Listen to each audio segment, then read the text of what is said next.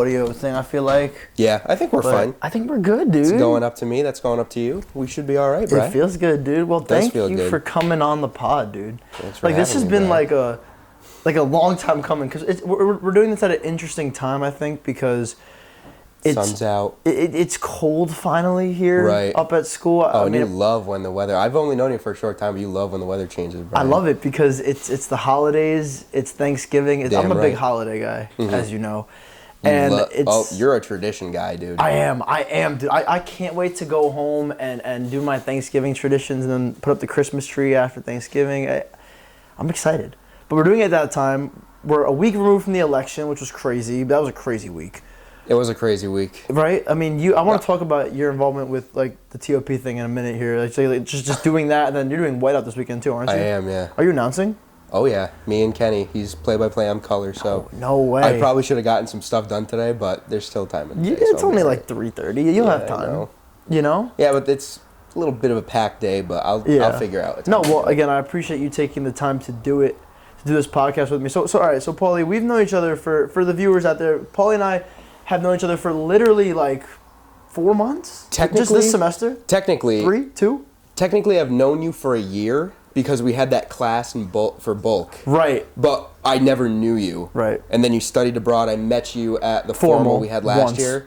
Once. Kind of hit it off there. And then I think in either August and September, we went out one night and we just kind of talked. And that night we were just like, Brian's my boy, Paulie's my boy. So I'd say, up until late August or early September this year. Well, I remember talking to Dylan when I first came up here, and I said and he was like, "Have you met Paulie yet?" And I was like, "I met him at the formal," and he was like, "Dude, like you're gonna love Paulie," and I was like, "You think so?" And he's like, "Yeah," and like he couldn't have been more right. I mean, I think that it's crazy like how close I feel like we've gotten in such a short amount of time. But I think so awesome. Too. Yeah. And obviously flag football like that kind of also strengthened like the friendship, but you were one of the only guys. I think you and Andrew, every single time I came up, you guys made it apparent to be like, "Yo, what's up, Paulie? Dab me up," and I'd be like, "To be over there for football." Dude, it's so funny. I'm applying for like jobs and stuff right now next summer and internships, and literally in a lot of my cover letters, in like the "Here's what I'm about" section, I literally say like my introduction is to that paragraph is like, I'm the kind of person who when I walk in the room, I'm gonna ask everybody how their day is. And say hello to everyone, because that's just like who I am. And that's exactly what you portray, and that's exactly what you do. Yeah, so that's so funny you mentioned that. But all right, so we don't know each other. Like we haven't known each other for that long, but obviously I feel like I know like a decent amount about you. But there's things when we were talking the other day. You were saying you were excited to come on here and like tell me some things and talk about things that like I don't know. And there's like a lot about you that I think is that I don't know, that maybe the guys don't know, and just people here at school. So you transferred into Oswego, right, last year? Transferred in fall of 23. So I'm from Schenectady, which is about a 20-minute drive from Albany. Went to community college there because I didn't even know really what to do after school. Wasn't going to get, I got a job during the summer, but ultimately I was like, you know what, I'll go to school, see how it is. Communications, fell in love with, broadcasting and stuff like that. We only had communications. We didn't have any media programs. We had no renting out cameras and whatever. So coming here is definitely a lot more foreign. But I think community college for a lot of people, especially from where I'm from, the education isn't top tier. Sure. Schenectady is a very low end place. And I talked about Schenectady. Yeah, it's all right. Well, you do your best. Obviously, I came out of it and Kenny came out of it, so you guys are doing all right. I think we're doing pretty good. But COVID really was a tough time for school because for our school we never went back. It was just all online. There was no hybrid 1 week you're online, then you're back into school. It was just flat online up until the end. So there was no drive, there was no motivation to wake up at 9 in the morning, go till 3 o'clock in the afternoon and just stare at a computer screen. Right. I'd put it on, I'd join class, but I'd mute myself, have the camera off, as I think everyone did. Yeah. I'd play Madden, I'd watch videos, I'd do everything but schoolwork. And at that point, you really just had to pass the people, the students, because there was no way no one was getting anything done. Yeah. And so I started working that summer at a pool store. And I remember vividly, I had a buddy of mine help me out with this. I started working for like a week, and I was like, you know what? I don't need school. So it was like 2 weeks before school ended, and I was in my English class, and maybe we were like 5-10 minutes into the into the class, and I had to go to work in like 30 minutes. And like I just hopped out of bed and everything like that. I was like, Jake, you need to help me out with something. He goes, yeah, what's up, dude? I go, during my English class, I'm gonna have you play like a fire alarm sound in the back, like the fire alarm or the fire whatever in the house is going off. Yeah. And I'm gonna leave class. And so the last thing my English teacher in high school ever heard of me, I unmuted myself. And I was like, had my buddy playing it, so all you hear in the back is beep, beep, beep. I go, she's teaching. She's teaching, and all I go is, I unmute and I go, Miss Demph, my computer's about to explode. I shut my computer, I go to work. Dude, that's actually hilarious. And I was like, yeah, I'm not going back. I've never met somebody who's actually pulled off a stunt like that. Like that was the like I hadn't, not an email, not nothing past the class. That was the last thing she's ever heard of me. So she might think I like died. Crazy. But I think that's hilarious. She's fine with it. That's actually it was whatever. so funny. But going from like high school into college, at least community college for me, it was more of like a high school 2.0 because the classes were very like rudimentary. It was kind of like the same thing over again. A lot more obviously communication classes, but still you got to take like those stats class, history, psychology, stuff like that, which everything you could just find on, AI or Quizlet, stuff like that. So there was no like drive at that point, but then Jaybird, Justice, good buddy of mine. We all love him. Great guy. I've known him for like 15 years. He's probably like the second closest friend I have, other than a friend back home, Julia, who's been with me. Like we've been like this since birth, basically. She was born the day before me. Oh, no way. And just so happened that we've been best friends for that long. So appreciate them a lot. But for some reason, he worked at Lowe's. I worked wherever. He moved to the town over, and obviously we're kids. And I didn't start driving until I was 20. Really? Fun fact, yeah. And I'll probably get into that more later. But I'd see him maybe like once a year since he like went from Schenectady to the town over. Yeah. No love was lost, no nothing. There was nothing to take personal. His family's always been great to me, and vice versa. And just one day out of the blue, him and another mutual friend of ours who worked at Lowe's with him just texted me out of nowhere and said, hey, we're going to Lake George. You want to come with us? I go, yeah, for sure. Yeah. Like, of course. And so then that day comes, and, we're just talking as if the last 7-8 years haven't just been like we've met 8 times in the last 8 years. And so we talked about family, school. We talked about the gym, especially. His family's always been super fit. And as a bigger kid back then, I was like, I would love to go to the gym and like start something. He goes, the person I was going with just stopped going with me. So if you want to. Yeah. At that point, he lived 7 minutes down the street from me.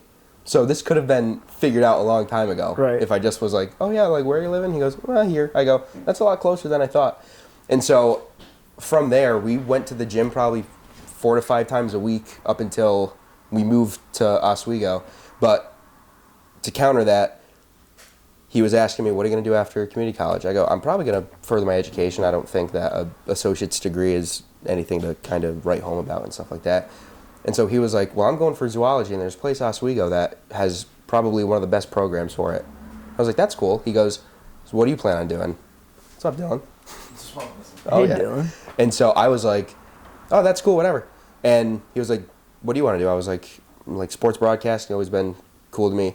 He goes, they have a broadcasting degree there. Not only communications, because it's in the degree too. It's mass communication and broadcasting. Yeah. And I was like, dude, that is awesome. And he goes, if you ever think about it, we could room together, finish our 2 years, we'll be set. That as soon as he said that, I go, like, what's the catch here? Like, there's got to be something. Yeah. It was too perfect. Right. I was like, I'll have a piece of home with me. I'll go for a degree that I actually want. We'll do it together. We'll be friends. Like not like we weren't. No, but we'll rebuild that like connection. And ever since. Now you room with him? I'm rooming with him. Yeah. And it's been awesome. He's helped me. I've helped him. He's been probably like the biggest supporter that I've had. Probably the one person I stay in contact with the most, obviously, just because I'm with him. But we talk about school, talk about relationships, family, stuff like that, sports. Even though he doesn't really care for sports, I still talk about it. He listens to me. Like when the Yankees won the pennant this year, he was sitting right next to me, gave me a big old hug. That's great. That's a cool story. It was really awesome. I kind of lucked out with that. Like the friends I met from back home, especially even here too. I was telling someone about it today. The support system I have has grown so much, so fast, and there's just so many people I can count on to say whatever. Yeah. And it was awesome. It was really cool. Well, I think that's kind of a testament to you as a person. That's how I view that. Because support systems come because of like trust. I think sure. Trust and loyalty, and you have demonstrated that to me, at least in the short time I've known you. Like I feel comfortable telling you almost anything, and I feel like I hope that's reciprocated because definitely, yeah. Just because of the person that you are. So like, don't. Like, that's why it's like that. Right, It's because you're a good person. And people have told me I'm too nice, and to where I say, well, I've been working on it. I don't know if that's a thing. It's got to be a thing. And I have not worked on it because I am I am defunct too nice. Like, there are things that I do that are very nice that I probably shouldn't. But that's kind of just how I've grown, and I'm not, like, mean. But I can be like sarcastic and more of like an ass sometimes. But dude, this is why we get along, dude. We're like the same person, just like a little bit different. We're Italian too. Yeah, Italian. So like, okay, wait. So like, where do you get that from? Like that? Like, were you like raised like that kind, that just like nice guy? Do you think it was like from your parents or like? That's a rabbit hole there, Brian. If you don't want to go into it. No, we can. But I honestly don't know where I got it from. Okay. I couldn't tell you. So. Growing up, 2 sisters, one older, one younger. My oldest sister, Peyton, is 11 months older than me. We're the same age for 3 weeks. Okay. She was born late July 2002. I was born early July 2003. 6 years later, my youngest sister was born 2009, Phoenix. That's a cool name. It is a pretty cool name. But get this, Peyton, Paulie, Phoenix, PPP. My dad's name, Paul. He had 3 siblings, Patricia, Pam, Patrick. Oh my God. Their parents, Paul and Patty. Holy shit. Dude, what are you naming your kids? Do you want kids? Maybe like Daryl. No, I'm joking. But that's been something on my mind. I've really never. Daryl is crazy. I don't know. First time I thought of for whatever reason, but I don't know. If push comes to shove, if I ever have a boy, which I really maybe like Parker. Want a boy. I don't know. If I were to name him Paul. I would give him like the junior? a middle name. Oh, no, you would not. You don't want Junior. No, I'd give him a middle name and then maybe go by that. So your dad's Paul too, you said? My dad's Paul. He goes by PJ. But you're not Junior. I'm not Junior. Because middle name's different. So my grandfather, God rest his soul, I think he was Paul John or Paul Jonathan maybe. Okay. I could get that wrong. That's super Christian, super Italian. Yeah. No, he was Polish. Really? Or no, maybe he might have been. No, he was Czech. He was Czechoslovakian. I guess that's where our namesake comes from. Though. No? Mate, we were like, no, yeah. Yeah, because Paul and John, like biblical names. Yep. Yeah. And so then my dad was Paul Joseph. So it was Paul, PJ. Yeah. When they had me, Paul again. Yeah. But they decided, because my mom's side, they're Italian.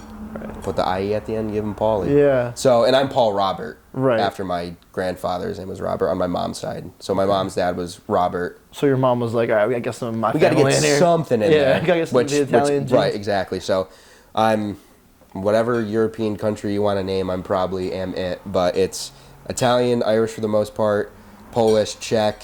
Wow. And we got a bunch of other stuff in there. You ever do like the like ancestry DNA my thing? sister, my younger sister did it. And I forgot the results, but it was a lot of those. Like, yeah.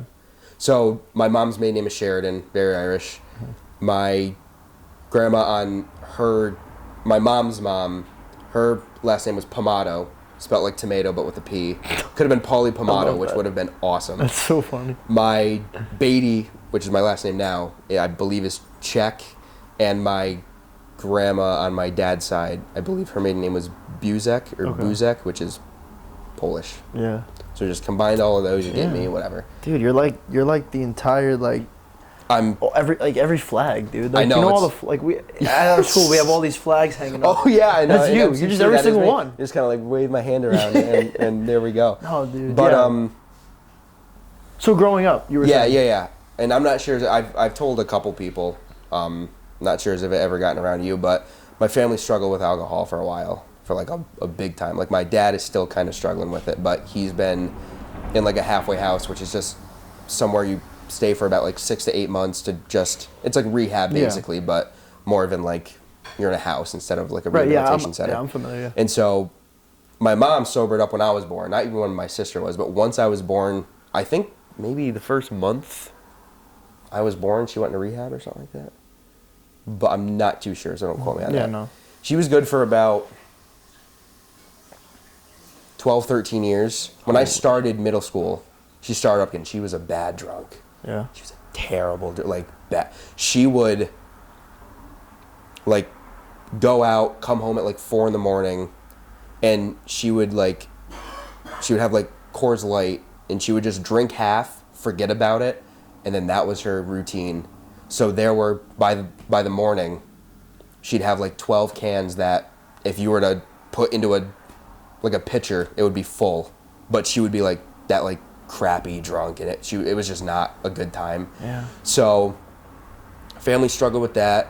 My mom and dad got like a divorce in like 2010-ish. So like maybe like a year after my baby sister was born. So we had lived with my mother's mom. Yep. Her name was Anna. We called her Mima. Mm-hmm. And so we were with her for, about 8 years, maybe. Wow. 8 years. And so after 2010? After 2010. My mom started in 2015, so about in the middle of that, she started up again. Okay. For what reason, I have no idea. And then she just couldn't kick the habit. I'll go to good now, but then it's going to get sour fast. Right. But my mom's going on 2 years of sobriety in December, which I am... Like, if you asked me 2 years ago, I'd say that we'd still be, like, trying to fight this battle. Dude, that's genuine clapping right there. Right. Good, and so it's awesome. So to see where she's at, she has her own apartment. She has my youngest sister with her and stuff like that. Over the summer, I stayed with her for the majority of time, and which was really cool because I haven't been able to do that in the last couple of years. Yeah. So in 2018, still sort of not even trying to kick the habit. She's been in and out of rehab. She's been in a couple halfway houses, nothing. She'd get out, start over again. That was wash, rinse, repeat. In the span of 15 to 2022, the longest time she stayed sober is 5 months, which in hindsight is a long time, but within a period of, 7 years maybe? It's not. It's a fraction. And so in 2018, this one day in like late June, early July, like my Mima was very like, I don't want to say unresponsive, but like unemotional. Like my mom, whenever my mom was drunk, my Mima would be like yelling at her like, you can't be in here, like these kids are learning from you, whatever. My mom was drunk and she just like didn't care about it. And we were like, what's going on? Right. So I started sleeping. She slept downstairs, like in the living room on her couch. So I started sleeping down there because I thought something was up, and I was like, what's wrong with her? And so like I'd like stay down there to see like, if she was breathing right, if everything was all right. She's like getting up, maybe she's like falling down or something. July 1st, which is 5 days before my birthday, I was born July 6th, I woke up and I looked at the couch, she was gone. And I was like, what's up with this? Turns out my uncle had brought her to the hospital. She was just there was something going on. We didn't think like much of it, but it was like, okay, obviously there's some concern here. And so like couple like days go by, we kind of see what's happening. Spent my 15th birthday in that hospital room just making sure that everything was all right.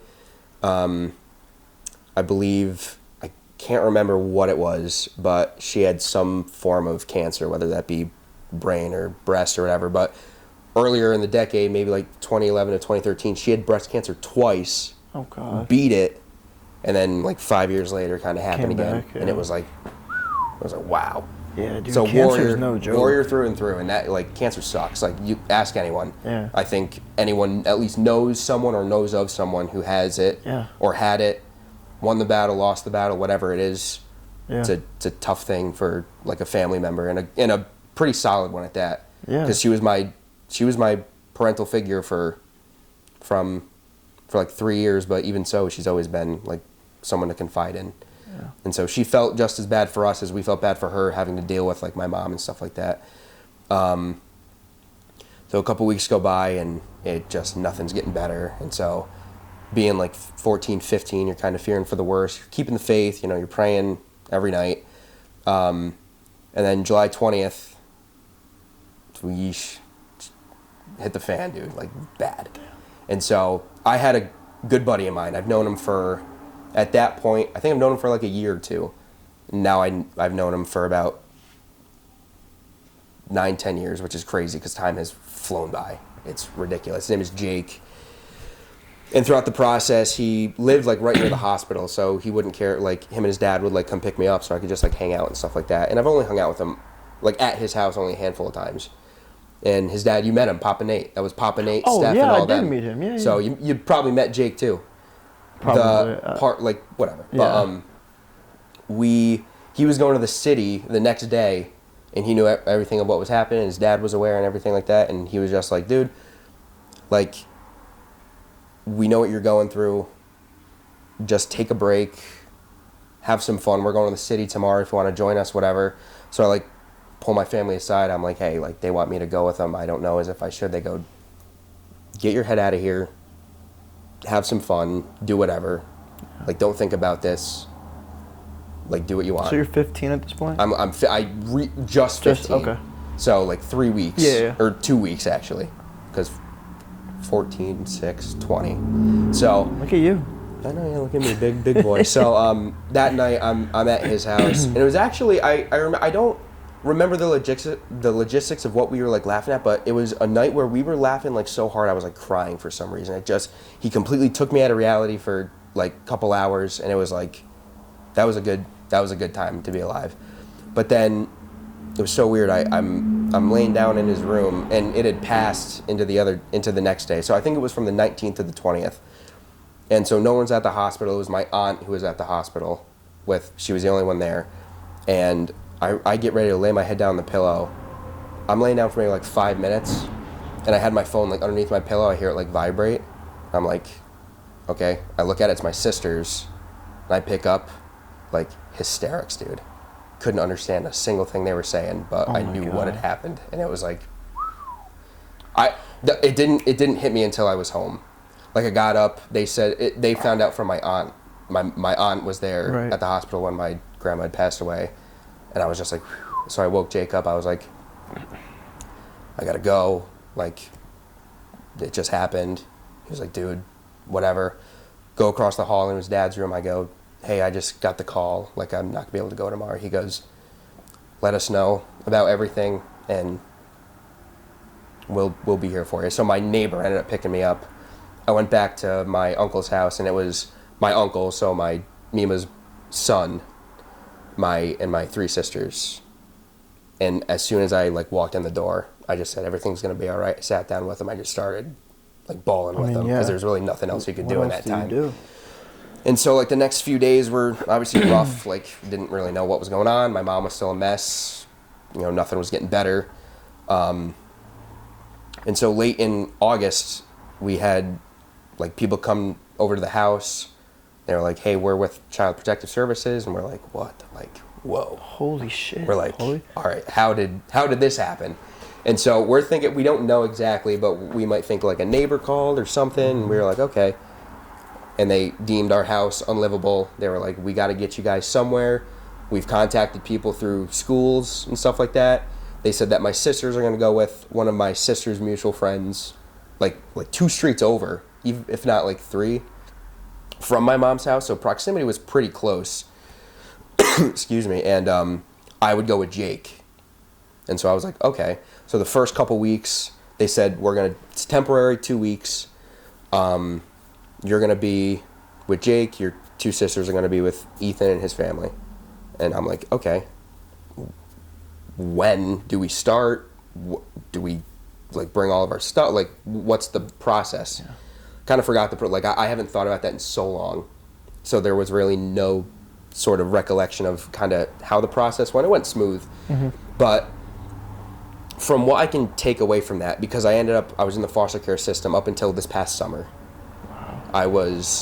I aged out, turned 21. CPS they were never a problem, but never like a problem anymore to where like you'd have to visit them monthly. Like they would come to the house, say, "Hey, how's it going? Going good. All right, we'll see you next month." Literal 2-minute conversations of just, "How's everything going?" Just like checking in on you. Just checking in, seeing if like, I guess, if where you're living or where you're at right now is suitable still. And the biggest thing I could get out of that is like, there's much more to worry about than what's just going on like with you. Like, of course, hi Zenny, like the situation that I went through, graphic, sure, but there's other things that could have happened. Maybe I wouldn't be able to see my sisters. I saw them weekly, if not daily, for like the first couple months, and then obviously we were always in like contact and stuff like that. I went places that, you know, I was out of the States more then than I ever was. Like, we went on trips to like Rhode Island, Maine. We went to Philly. We went to, I think, Massachusetts, stuff like that. And I was like, though my situation is crappier than most, it could always be worse. And so from that, you know, my mom, that was kind of where it was in and out of rehab, just kind of not, you know, good for a couple days, you know, back on it, you know, 3 sheets to the wind and stuff like that. It was just a big struggle for her. It was a big struggle for our family. So when I ended up like out of the system and stuff like that, I always said like I never really want to like touch alcohol. It's the one thing that truly like messed up our family. It was the one thing that dispersed us in a time and place where I never even thought that was a possibility. Like, I never wanted to be away from my sisters, never wanted to be away from my mom, my uncle. But it just so happened in a way that in such a like crappy situation, I've learned the most that I probably ever have about something. Because when you think about alcohol, you just think about it as like an addiction. It's like, why can't you stop? Like, you have 3 kids here. When my grandmother was like figuratively dying, my mom was maybe sober once, and sober, we use that very loosely. And it's like, how are these things not getting through your head to where things are going to happen and you're going to be alone, to where now it truly is like it's a disease. It's in a tough one at that, because once you're on it, it's hard to get back to, you know, square one. And it's, you know, I think like withdrawals, they are tough. Any like drug abuser, alcohol abuser, anything like that, when you want it, you need it. Like, physically, you need it. And I could just never wrap my head around that. But now, kind of going through that process, I've learned so much to where it's like, people have asked me, they're like, would you change anything about what you've been through? A couple things I would critique here and there, but really it was not as bad as, I guess, what it may have seemed. And it's not necessarily a touchy subject. I just don't want people thinking that I need the sympathy for it. So the people who I trust and that I know aren't going to think of me like that, I tell. You know, I'm an open book. If you ask, I will tell. I will say the good and then the bad, just making sure that people know that right now I am in a good spot. I think I've told Dylan, maybe other people, I think right now I'm in the best spot I've ever been in my life. That's amazing. Because of family, because of friends, support, schooling. There is literally nothing I could complain about right now, other than possibly like the Seahawks, sports, the Jazz, the Bruins, and the Yankees all being garbanzo It's always sports, beans. right? It always comes back to sports. Only pain in sports. But other than that, I'd say 99.99% right now I am in the best spot I've ever been in my life. That makes me happy to hear, and thank you for like feeling comfortable to share that story. Like I mean, I have so many thoughts. I guess the first one that you were just alluding to was, I mean, addiction's real. It's tough. Real. Like, and we live in this like media world where I feel like everything is so available. It's so readily, you know, like this world where it's like at the touch of a button, you could get drugs, alcohol, pornography. Yep. Like all of it. Gambling. Yeah, gambling. But it's funny you say that, because it's as easy to ask for support too. Yeah. hotlines, like AA meetings, stuff like that, friends, family, therapists. It's a really good way stuff to like look that. at it. There's a lot, as much as there is to get the stuff, there's just as many ways to, break the habit, whether whoever you talk to. That's a great way of looking at it. And so it really is. And for me to have gone through it, if people are going through it, if what's it called? If people have family or friends going through it, I can kind of give my 2 cents and be like, I've been there. Yeah. I've been through it. I've probably had it. I don't want to say like I've had it worse than a lot of people, but it could be worse. But I've been there. I've done that, and now I just kind of use that knowledge that I've been bestowed because of the situation I've been through, and kind of use it as like a stepping stones for other people, which I value a lot because. Yeah. You might learn how alcoholism is bad by one way. I'm not saying that there's a certain way that you do, but learning like firsthand by people that you love and it's affecting people that you love, it like hits hard. I can imagine. Like yeah, I've been through that, and my sisters have been through that. I've had a niece and nephew who, for the first 2 years of life, their grandma was not there for them, and it's like, how could I be like the best uncle I could, even though they're not going to remember it? It still shapes them to be people at the end of the day. And they're 5 and 4 right now. They're cognitive. They can talk. They call me stinky. They call me whatever they want. And, firing that back. It's a fun time. But out of everything, I had a younger sister who, at the time she started, my mom, she was, how old is she? If I was in 15, she must have been around like 7 or 8. Mm-hmm. And she got out of the foster care system when she was 14. That's a big chunk of childhood. That's like your entire childhood. That's like of your like conscious childhood. Right. Because I went from 15 to 21. I was an adult for the later half. She's still a kid. She turned 15 in October. Jeez. And it's like that's when it started like, basically for me. And that's the thing. It's like, where do you take that? And where do you like go with it? Because it's when people go through that, they hang their head down, they give up. I went to college doing pretty well. Yeah. My younger sister, like funny, smart, like insanely intelligent for her age. Really? She should be in 10th grade right now. She's in this early college program. She's probably going to get oh my God, her associates or something like that when I get my bachelor's. Wow. And it's like, that's insane. Because I never had that. 6 years younger. She's 6 years younger than me. She's 15. I would have never have thought that. In 15, I was in my freshman year of high school, not doing work, goofing off, class clown, whatever it may be. I did not take it like a fraction as seriously as she did. And she's made me so proud, and she's grown through it in a time where you shouldn't be as mature as you are at this age because of what you've been through. And she took it like a champ. She really did. And if there's anyone I'm super proud of other than like my mom, it would be her, because I could not imagine doing that as like a single digit age up to where I'm still a child.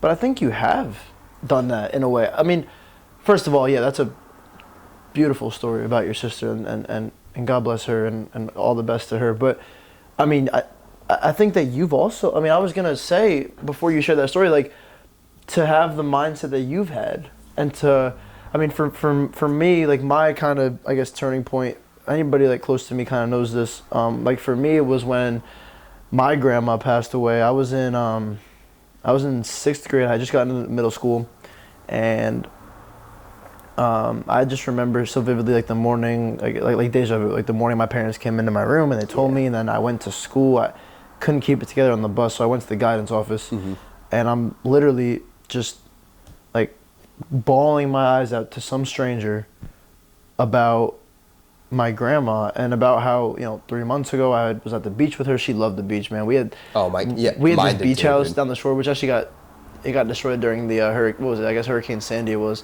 But dude, she loved the beach, man, and we didn't go nearly enough after that. But we would always go to the beach, and that was it. Like you just think about those times where it's like, if I would have known, I would have done things differently. And it's like, for sure, dude.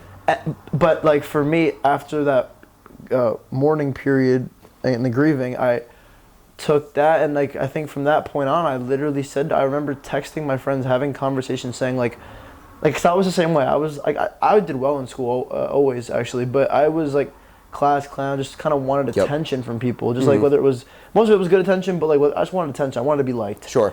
After that, I said, look, like, I'm just gonna like, I want to mature. I want to be better because I want to take this and learn to appreciate life. Like I want to appreciate just being here, talking to you right now. I want to appreciate the weather changing. I want little things like that's the thing. Little things that people take for granted and overlook. I wanted to start appreciating that because I literally saw it stripped out of somebody else's life. For sure. And that killed me. Like I hated it. So it's funny how like these tough periods of time, like you do have that decision whether it's like, are you gonna let it kill you, or are you gonna, like after you know, obviously you need to grieve, but after that period of grieving, like are you going to, like how are you going to respond and not let it like, you know, be a detriment to your life, and if anything help like learn and grow from it. And I think that the way that I experienced that growth and the way that I still am growing in that way is the same way that you're doing it, and I think that that's just admirable. Right. No, like, and that's for all my sisters who've gone through it. My oldest sister Layla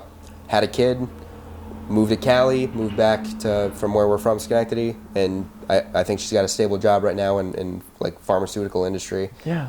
My other older sister Peyton, kid, stable job, has an apartment to herself and stuff like that. I'm in college. I think I'm fending pretty well for myself, and my younger sister in a good program right now. So I think we've all done a pretty good job at kind of taking that sort of situation, making it for the better. And like you said, like the beach and stuff like that, for my birthday every single year we go to Wildwood in New Jersey. I love, you know, I'm right from down there, bro.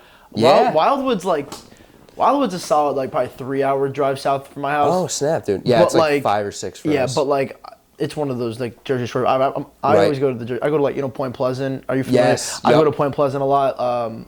Like, you know, so that's like right up my alley. Like dude, Wildwood's beautiful. I've been there. I haven't been there recently, but I went there when I was younger. Like beautiful. Like the pier, the hotel we stayed at, like pool, stuff like that. We'd always just have the beach is such a vibe. It is a vibe. We were right on the beach, dude. Like it was like you go outside, you're on the beach. Yeah. That's the thing. That's the thing that she loved. She always wanted me and my sister to be on one of those like tandem bicycles. So I say, and that's the thing. Once she passed, like we haven't gone back since. So maybe as like next couple of years, like we're all grown up, try to make it down there. Yeah. I think me and my sisters might get on that tandem bike for her. Just to dude, she'll be watching, dude. I know, dude. She'll probably be laughing her ass off. Yeah. That would be a lot of fun, dude. But yeah, that's the thing. You just got to think of, because I'm a believer in faith. I'm a believer that there's a higher power. You know, things happen for a reason, and I think that that's one of them. That she's up there, she's watching, she's guiding us through this, and yeah, miss her like crazy, love her to death. Like I'll always remember her voice. I'll remember all the kind of stuff we've done as children and in my later years with her, and yeah, that's kind of a wrap on my family. But now they're in a really good spot, whether it be my mom, my uncle, who I've stayed with for a couple of years, Sean, who has been awesome. He's the guy who kind of got me into sports. He always asks about like, oh, when's Oh Boy on? When are you doing broadcast, stuff like that. But then I also got my sisters. I've got my like second family, and Nate and Steph and Jake and all those guys.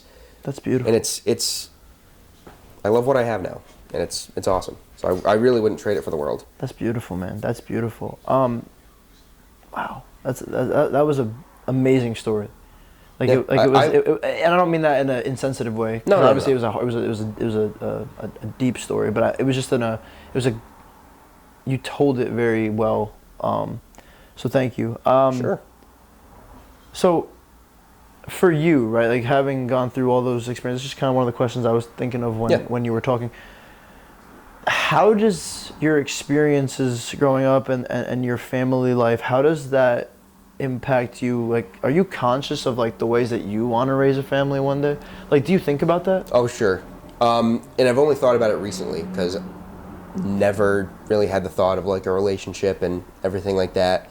But the one thing I will always promise myself is I won't be like my parents. Like, I think when we started this semester, basically the first time I went out was the first time I drank. Mm-hmm. I think I was there. I think so. We went to the Raven. I think I was there. And then the only time I think I've gotten drunk only one time. That was when it was Dylan's birthday.